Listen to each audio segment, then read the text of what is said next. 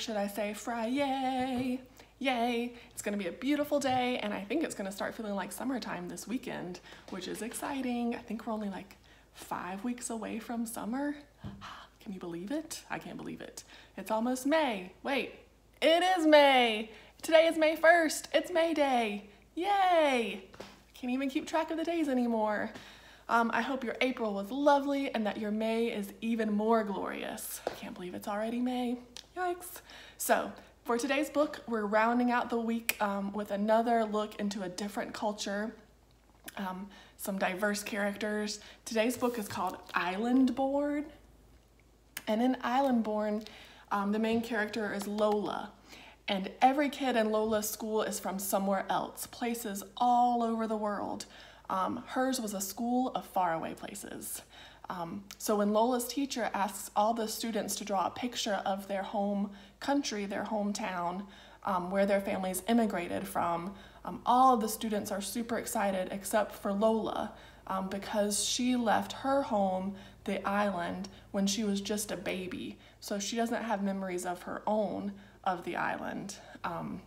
But with the help of her family and her friends and her neighbors, she learns all about the island and what it means when her abuela, her grandma, says, just because you don't remember a place doesn't mean it isn't inside you. And I love that quote, that phrase. Do you know where your family comes from? I think a lot of us all came from somewhere else. America, for our families, wasn't our first home unless you're Native American. So I know my family, a lot of them came from Scotland, which is over in Northern Europe. And they were a wild people who liked to go to war for their freedom. They were very, very stubborn. And I see that in me sometimes too, and definitely in my sister, but in me too. And it's really interesting to know where your ancestors came from and to know what kind of characteristics defined that family, your life, or your family's life so long ago, your home country from generations back, and how some of those characteristics or cultural differences might still be inside you today.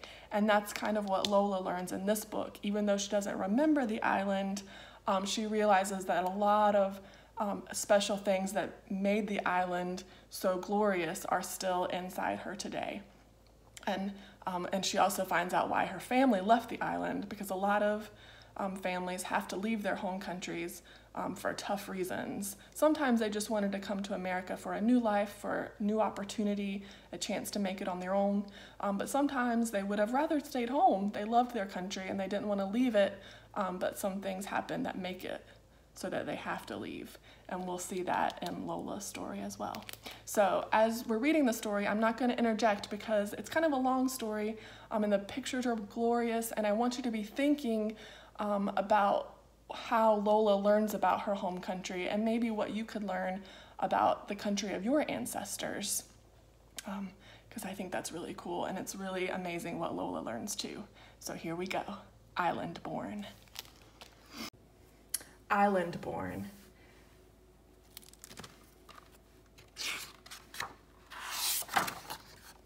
By Junot Diaz and illustrated by Leo Espinosa.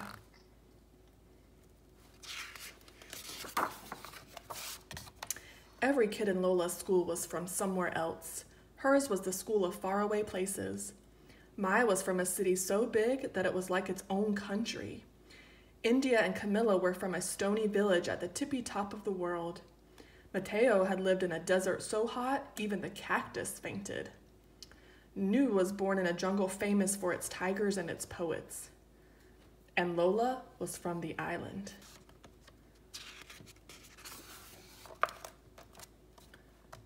So when her teacher, Miss Obi, told the class, "Please draw a picture of the country you are originally from, your first country, and bring it in tomorrow," everyone got super excited. "I'm going to put in pyramids," said Dahlia. "And I'll draw a canal this long," Franklin said. "There's going to be a mongoose in mine," Nelson yelled.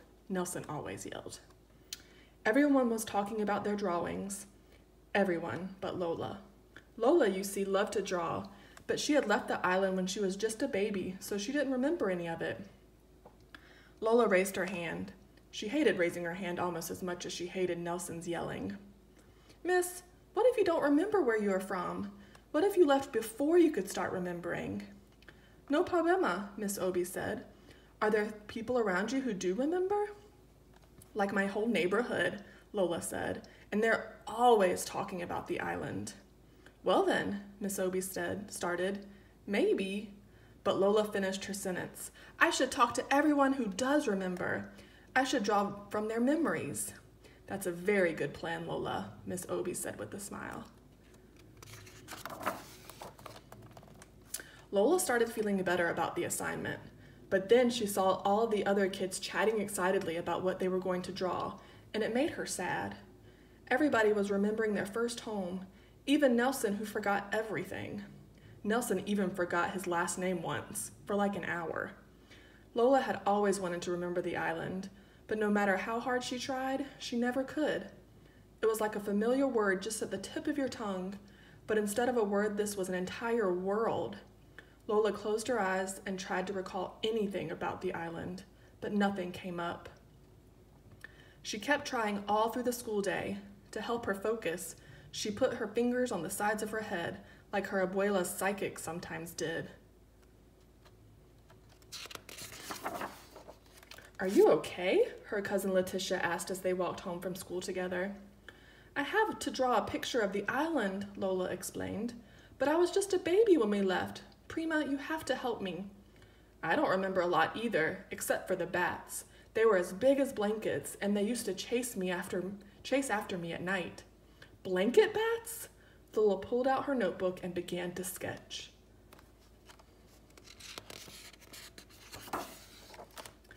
Letitia stopped Mrs. Bernard, who always sold them crispy empanadas after school. Mrs. Bernard, what do you remember most about the island? Why, the music, of course. The whole country is like the inside of a guira, like the inside of a drum. You mean like our neighborhood? Lola asked. The neighborhood had so much music, it was like a radio with the dial broken off. On the island, there's even more music. There's more music than air, and everyone is always dancing. Even their sleep people dance. Sleep dancing, Lola sketched. Letitia led Lola into the barber shop that her brother Jonathan owned. Lola has to do an assignment about the island. She needs to know what you remember most about it. Wepa, said Jonathan, laughing. The agua de coco. How wonderful it tastes when you drink it right from the coconut. Mr. Rodriguez sat up in the chair. And the mangoes that are the size of your head and so sweet. They make you want to cry? Lola asked. She loved mangoes. That's it exactly.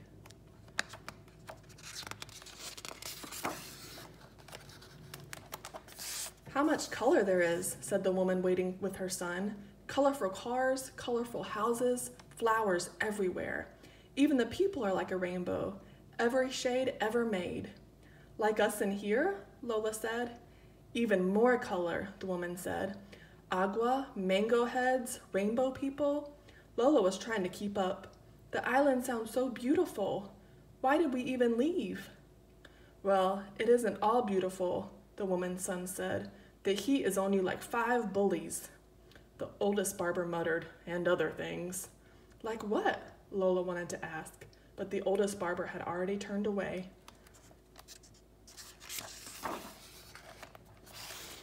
In the lobby of their building, the cousins ran into Mr. Muir, the superintendent. Letitia called out, Hey, Mr. Muir, can you tell us what you most remember about the island? Nobody cares about that old stuff, Mr. Muir grumbled. Just be glad you live here. Don't listen to him, Letitia said.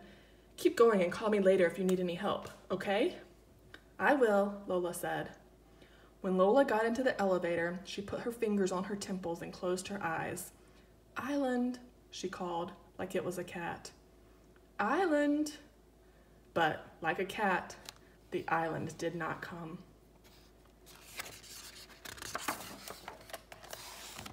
At home, Lola found her abuela at the kitchen table trying to finish a puzzle. Abuela loved puzzles. Abuela, I'm supposed to draw a picture of the island for school, but I don't remember it. Why don't I remember it? Hija, you were just a baby when you left.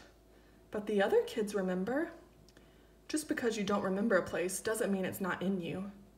Will you tell me what you remember most? Lola asked. Of course. What I remember most is the beaches. Iha, our beaches are poetry. You know when you hear your favorite poem? That's how it is to be on our beaches. Fish jump from the waves into your lap, and at sunset, sometimes the dolphins will come out of the water to bow goodnight. And up north, where I'm from, there are even whales in the surf. Beach poetry, dolphins, surfing whales. Lola sketched as fast as she could. Lola's mother stuck her head in from the kitchen. Iha, what I remember most is the hurricane that hit the island right after you were born, like the biggest, baddest wolf of all. It huffed and puffed and blew thousands of houses into the sky. Where were we? Lola asked, her eyes wide. We were hiding under the bed, is where we were, Abuela said. That's right, her mother said. And you know what? You never cried once. You were such a brave little girl. I wish I could remember that, Lola sighed. Well, it happened, her mother said. You might not remember the island, but it remembers you. You should really talk to Mr. Muir, Abuela suggested. He knows more about the island than almost anybody. We tried asking him, Lola said, but he didn't want to help. Mr. Muir can be a little grouchy sometimes. Let me talk to Mrs. Muir. I bet we can get him to help. Abuela called downstairs and shouted at Mrs. Muir, who then shouted at Mr. Muir.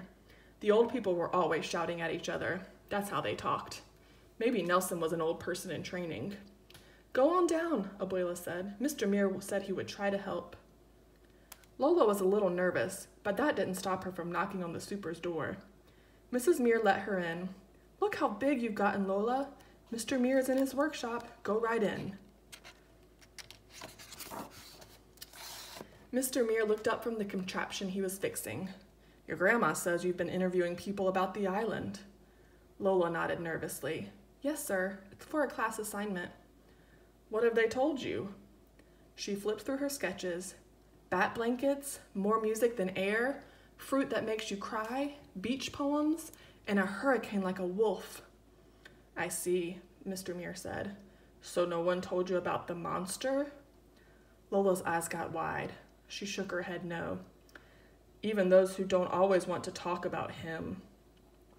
Mr. Muir turned toward the old worn map he had of the island. Our island has always been a beautiful place. It was when I was your age, and it is today. But even the most beautiful places can attract a monster. A long time ago, long before you were born, that's exactly what happened. A monster fell upon our poor island. For once, Lola's pencils didn't move. It was the most dreadful monster anyone had ever seen. The whole island was terrified and no one could defeat it. It was just too strong. For 30 years, the monster did as he pleased.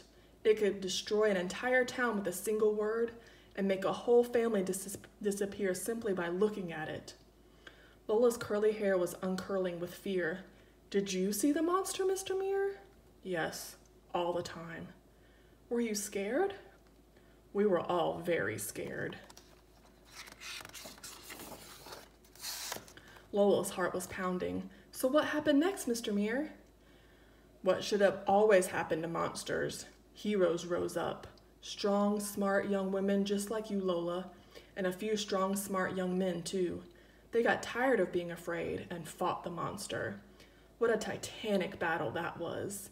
The whole island shook from their struggle. The monster tried all of its evil tricks, but in the end the heroes found the monster's weakness and banished it forever. Wow, Lola whispered. What happened to the heroes? No one knows, really. It was so long ago. Mr. Muir took off his glasses and sighed. Anyway, you should get back upstairs. It's getting close to dinner time. Thank you, Mr. Muir, Lola said. Thank you for all your help. How did it go? Lola's mother asked. It was really good. Lola looked at the blank page in her hands.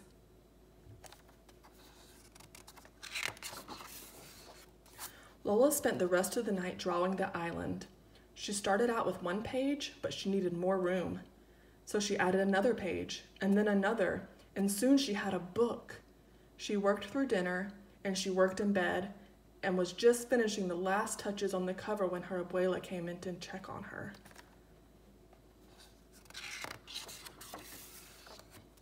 Abuela picked up a drawing of the final battle, and she got really still. Abuela, did you know about the monster? Of course, hija. Why do you think so many of us are here in the north? Lola put her arms around her abuela. You must have been so scared. Sometimes we were, her abuela whispered, but we were also brave.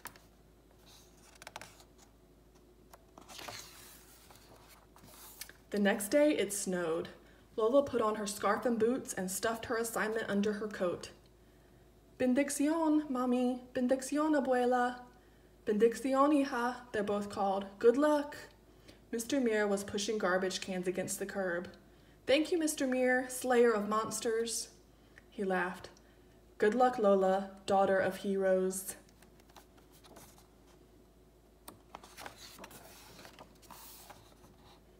In class, all the students were buzzing about their pictures. Nelson's mother had baked cupcakes for everyone, so it was like a little party. Miss Obie hung the drawings on the wall. Now our classroom has windows, she said. Anytime you want to look at one another's first homes, all you have to do is look out the windows. Then Miss Obie reached Lola's desk.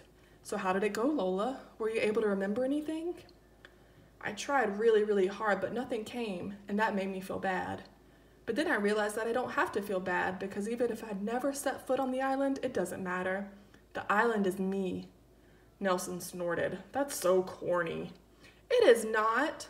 Nelson, be nice, Miss Obie said. She and the other students gathered around Lola's desk. Nelson made sure he got real close so he could see everything. Lola suddenly got nervous. Go ahead, Lola, show us. Okay, Lola said. Taking a deep breath, she opened her book.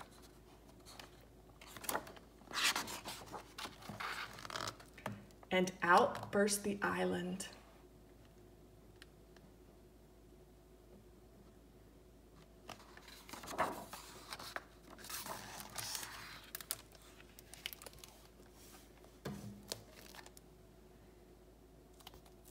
Memory is magic. So, Lola learns that the island where her family came from is pretty amazing. It's pretty glorious, right? She learns, one of my favorites, and at the very beginning, she learns that there are bats as big as blankets, and so in her imagination, she imagines bats made up of a blanket. And that'd be a little scary, but they're really pretty in the picture. She learns that there is music everywhere, like everyone is always dancing and singing. She learns that there are mangoes and coconuts and pineapples, and that they're so delicious that the barber kind of gets a little teary remembering them. And she learns that there is always so much color and life on the island. I think her grandma says even the whales sing and the dolphins say goodnight to you. I really liked that picture. Ooh. Yeah, that one. So Lola's island is full of magic, and you have to wonder why they left if it was so glorious and they loved it so much. And then her neighbor reveals that a monster came to the island, and he was very, very mean to the people, and so people had to leave because they just couldn't live under that monster anymore. Well, finally, some people, some men and women stood up against the monster, like her neighbor says, but a lot of people had already left to come to the north, to America by then. But fortunately, Mr. Muir tells Lola that the island is free again, it's free of the monster, but now they've got a new home in America and they're trying to make it there. And even though they are far away from the island still lives in Lola through her memories. And I think that's the most important part of the story, and that's why the author has on the back, memory is magic, because even though Lola doesn't have her own memories of the island, she has been told all of the memories of her family and her friends and her neighbors and why they love the island so much. And that makes Lola realize that the island is still in her. She loves to dance. She loves color. She loves the beach. And she lives the history from the island that like forced them to come to the United States. But she can still love her home country where she's from. And I think that's a really great message, and it's really important that we remember our past and live with it and take it with us to like our friends, share it with our teachers, because it's so cool to know where you came from. And even if you don't know, even if you know that you come from Rock Hill, that is very cool too, and you need to own that and love yourself for it. But it would be, you should ask maybe your parents, your grandparents, family, friends about the countries that your ancestors came from. Because it's nice to know, because we all came from somewhere different. A lot of us, unless we're Native American, didn't start in America, in the United States, our families. They came from all over the world, and that's what makes America so great, is that there are so many differences and different cultures that we've seen throughout this whole week. They all live in America too, and that's why this country is so wonderful. So I hope you have a great week. You have a great weekend, and that you had a great week, and I'll see you again next Monday. Happy May!